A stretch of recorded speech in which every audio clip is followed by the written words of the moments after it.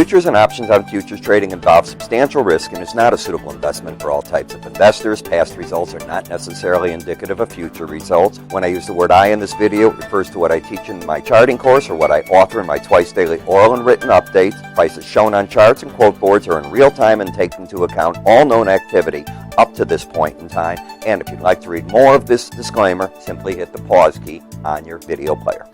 Good afternoon, everyone. Ira Epstein of Linn Associates with your metals market update for this Monday. And this is the 17th of April, 2017, just after 2:30 p.m. Central Daylight Time. Got to tell you, in the last 2 hours, gold has flipped around and been dropping and making lower lows along with silver. The settlement's around 1290. And here's the, I think it was 1291.90. And here's the market down about $8 from there. I have the settlement marked on one of the charts, and you'll see it in a minute. Keep in the back of your mind, if you're a metal trader, the wisdom of the markets, which is beyond me, they settle the markets at 1:30 Eastern Time, 12:30 Central in the gold, the silver, and just about all the metals, in fact. Yet they trade until 5 p.m. Eastern, 4 o'clock Central. You figure that one out. So we already know where the settlement is, and this market's sharply below it. So they'll close it higher, but if it stays like this into the last few minutes of trade, they'll open it when they reopen. They're going to open sharply lower. Copper got a bid today because China's numbers look good. There's no getting away from it. They've still got nearly a 7%, 6.9% growth rate. That's excellent.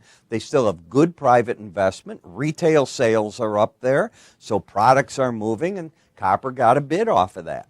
When we take a look at gold on the weekly charts, we can see that we've come up.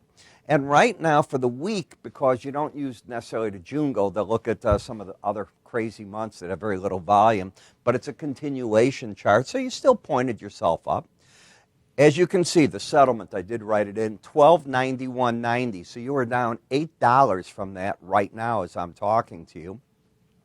And that's going to show a hook down, but you're still going to be in an upthrust. You've got to take out this whole area to do any real damage on the chart. You do have what's going to be called not a key reversal, because if you go back to yesterday, this was Thursday, which is yesterday, you finished the day at 1288.50. We already know that even though this is looking this way on the chart, you're going to settle at 1291.90. So the market's going to have what's called an outside day up. Yeah, you watch it, you will learn. And then my rule kicks in, because if you take out whatever today's low is tomorrow, I call this a bull trap because it's an outside day up. And in theory, the market should retreat to either the closest of the key moving averages or a Bollinger Band. That's my theory. Doesn't mean I'm right on it. So you've got higher lows, higher highs. That's all working out pretty well. 1259.90 is a possible target if it comes there, because the Bollinger Band's above it. Or is it? Not really. So tomorrow the key is to get back to 1284.10, and that could be done just on the opening. That's my point. You always got to look to see where the settlements are. You got to try to be a step ahead on some of the markets that have weird settlement times. I call them weird. Other people say, no, they're normal. I think when a market settles, it's the last trades of the day. Tell me the stock market settles a different way. It doesn't. We're all used to finance like that. They do the metals a different way, the currencies a different way as well. And what if I tell you they still do S&Ps and the other indices? They'll close at 315 in the futures, but then they'll go on and trade till 4 o'clock. So I'm going to be looking for this zone, but it appears that we've got the makings of a small correction, and we are overbought and not going to embed on this move. So that to me is the important part. I don't, by the way, for whatever reason, we're not getting feeds on our ETFs today. It's a free feed we get from our vendors, so I can't very well argue with them, and I'm not a stockbroker. I am a commodity broker. But if we come to the gold-silver ratio, well, right now the silver is losing to the gold again. Let's get back to silver. Silver got up to the upper Bollinger Band, hit it, and I mean just hit it. If we come back to the other day, you did not hit it here. You did not hit it, or did we? Let's see. No, you did not hit it on Thursday. You had to hit 72.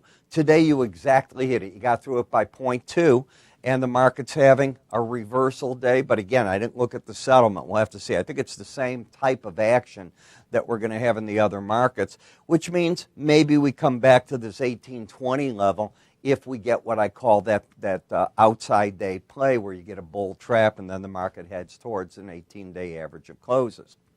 In the copper market, here's your bounce away from the lower Bollinger Band and oversold market. I think the pros are going to hit the market on the short side between 264.50 and 264.85. The combination of the 100-day in green, 18-day there. I don't like the dollar risk because they're not wrong unless you get over 271.10. But in terms of what I think they're going to do, that's going to be my guess. A negative to selling too low is where is the market when if you reach up there in terms of momentum. Right now you're oversold. I like when the numbers are over 30 and you don't have both numbers over 30. In the platinum market, up and away, up over the upper Bollinger Band in an overbought condition in a prior sideways market. Therefore, I'm going to look for this to be a failure on the upside. Let's see if we get right or wrong.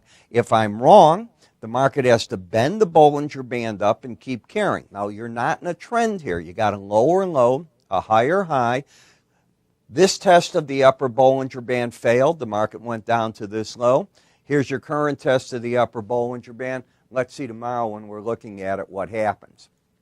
In the palladium market, the market has got momentum still pointing down but oversold. The market has just been almost every day hitting this 18-day average either side and not having follow through either way. Until I see a reason for a change, I'm assuming that's still it. Even with today's break low under 789.10, you have the pattern of a higher high and low. Don't know what to do with that. We're getting a late in the day comeback in the dollar index. It got down to 99.91. It's up from there about 30 points on the day, right back to that 18-day average of closes that it can't seem to get away from. The market is in overbought territory, still in need of further momentum loss to the upside. We'll see if we get that. So you put it all together, you're trying to figure out what the game plans are, and I have one for you. We had a lot of people, relative to the amount of purchases we normally get from people, buying our course over the Easter weekend and Passover weekend. And the reason for that is I've offered a discount, and I'm going to raise the price after these series of shows today. So tomorrow morning, what's going to happen, the course price is going up and the discount's going away. Write down IRA 15. If you type in IRA 15 as one word, if you decide to buy the course through tonight, you get $15 off the stated price of $89.95. Now, this course was $69.95 in December. Here we are in April. It's $89.95. It's going up tomorrow morning again. I used to have prices on my courses, previous ones that I had created, of $199.95. I'm probably headed back there in these steps. So each time you don't take advantage of it, you get pain. I redid the course and released it in December. So it's brand new, everything there. And I have a lot of new goodies that are coming out. And people that take the course and then decide to subscribe with us, wait till you see what's in store. I'm creating libraries for you of different trade studies, pivot points, relative strength. Be able to watch videos. How do you use these? What do you do with them? My goal is to teach, and that's what I'm trying to do for you. So you learn window envelopes, slow stochastics, moving averages, everything that I've got, inside days, outside days, did I say slow stochastic?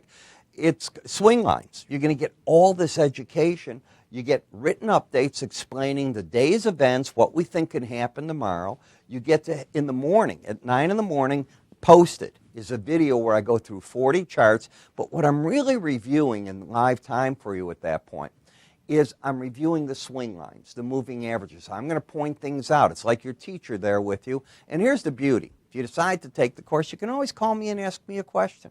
I love it. I like to teach. So 866-973-2077. You can go to our website, www.iraepstein.com. Go to education. Under the word You'll see charting course purchase. You'll see the FAQ pages we have, a short video that explains what to do. The price, remember, put in IRA 15 in the coupon area. You're going to get your discount. Or you can click right up here if you're watching me on YouTube. Click the icon. It'll bring you right to that page, and away you go. So what's the best bet you can make for yourself? Come on. It's on you.